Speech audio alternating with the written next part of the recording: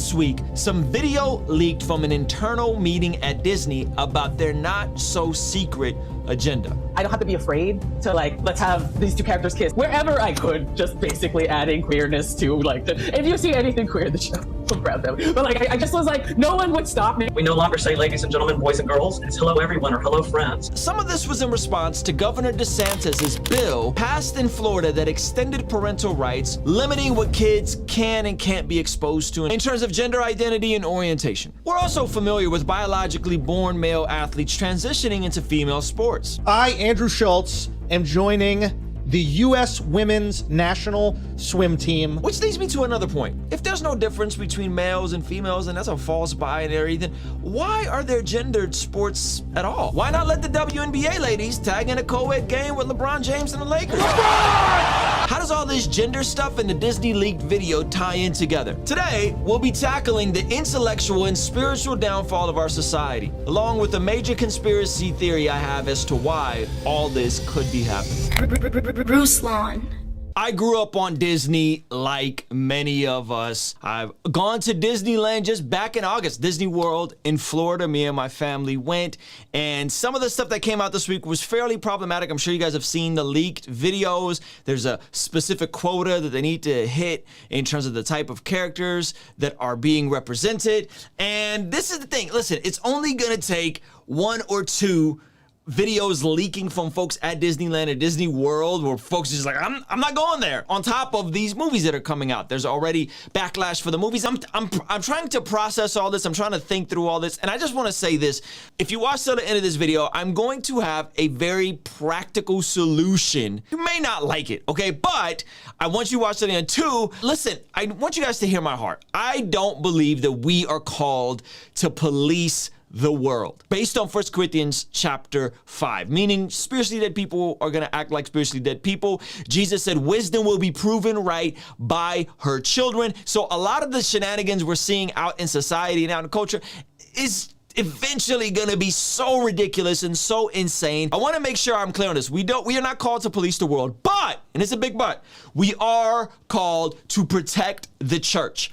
And when things start going haywire in the world and it starts influencing how my kids are raised, how your kids are raised, the type of policies that are passed, the type of things that are demanded, like teaching kindergartners through 3rd grade on specific ideologies, I think that's where we gotta draw a line. Not to be a jerk, not to be mean, not to be phobic, not to be any of those things, but just say, listen, I could raise my kids, I could have these conversations with my kids. I don't need Disney to do it. I don't need anybody else to do it. I don't need the school system to do it. We're gonna have these conversations in-house. The question of how did we get here is an obvious one, and I have a theory. So why is all this happening, and why now?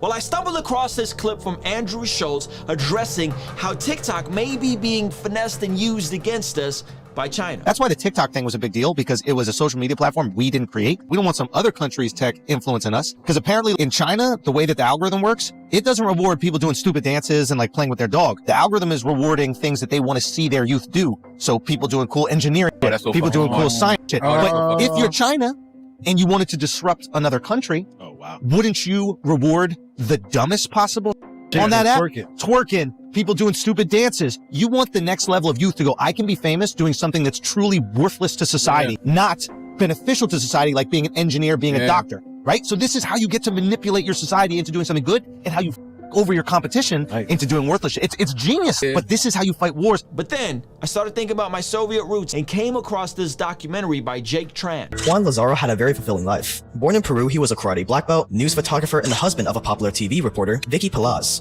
In 1985, the young couple decided to try their luck in America, so they moved to New York. There he got a PhD and started teaching political science. The only problem was, the real Juan Lazaro died back in 1947, when he was just 3 years old. So where did this new successful Juan come from? He arrived in Peru in 1973. According to records, he had a passport from Uruguay. Once he moved to America, he wasted no time publishing reports and articles at his new role as a professor. He called America's wars in Iraq and Afghanistan money-making ploys. He criticized every part of American foreign policy. They would infiltrate anti-Soviet groups, they would stir up conflict behind enemy lines, and no one did sleeper agents better than the KGB. He was as controversial as they came. Juan was actually a KGB spy named Mikhail Anatolyevich, the perfect example of a deep cover sleeper agent. And this take by Joe Rogan really got my wheels spinning. It's not just journalists, it's the journalists that also consider themselves activists, like they're shaping culture and society with their writing and musings, and that they're trying to push a narrative. What the are you even saying here? It says, white outrage about Will Smith's slap is rooted in anti-blackness. It's inequality in plain sight. Performative pearl clutching. Hey, no, that was violence. If you think violence is cool, you need to tell me where that line ends. Is it just slapping? Can I kick someone in the face if I don't like what they say? Like, where does that end? So is it possible that some of these journalists that also view themselves as activists are writing and shaping society from a more sinister influence? KGB spies underwent years of training to transform them into flawless Americans, Europeans, and Latinos. KGB agents would browse through cemeteries, looking for names of babies or children who passed away, and new identities would be created from the dead for the would-be sleeper agents. Under these new identities, detailed stories would be created for each agent. A birth certificate would be printed, the church near the cemetery would be paid off to erase the death record, and suddenly these identities would come back to life 30 years later. These illegals would be grilled to the bone. If they even just spoke Russian in their sleep, they would be immediately disqualified. They never did any killing or kidnapping. That just wasn't their mission.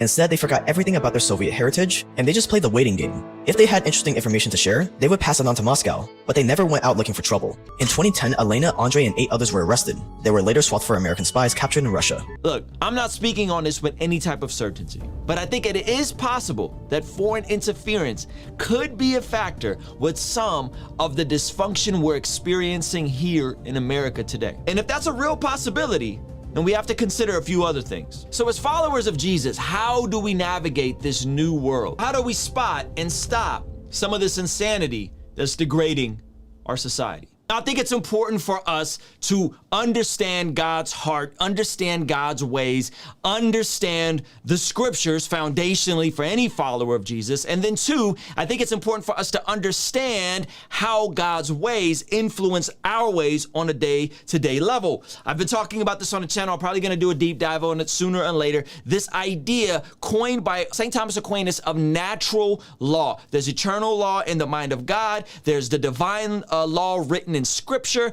and then there's the natural law of how things function in this world. And a lot of times as Christians, we're really caught up in making assumptions on what the eternal law is. We're really into the divine law in scripture, but to make that connection into what is the natural law and how are we to be in the world but not of the world, I think is where we can get caught up and get scared by a lot of this stuff that we're seeing. Oh, there's an agenda. Oh, they're trying to do this. Oh, it's interference from Russia. Oh, it's interference from all that could be true. However, it doesn't change the fact that we still have a responsibility to live our lives in a way where we are the salt of the earth, that we are the head and not the tail. And I've been on this passage, Jeremiah chapter 29. You guys know that verse. I have a plan to prosper you, plan to give you a hope in the future, right? Everybody loves that verse. What people don't know is that this is the children of Israel, because of their worldliness, that been sent out to exile by the Babylonians. They're living in enemy territory. Okay, now I'm not making the conclusion or the connection that America is modern day Israel because we're God's people, right? That's not what I'm saying. I'm just saying as children of God, we're in a similar situation where we're living on enemy territory in a lot of ways. However, our response, I think, should be that of what we see in Jeremiah chapter 29. This is verse 4. This is what the Lord Almighty, the God of Israel, says to all those I carried into exile from Jerusalem to Babylon. Build houses and settle down, plant gardens and eat what they produce, marry and have sons and daughters, find wives for your sons and give your daughters in marriage so that they too may have sons and daughters. Increase in number there. Do not decrease.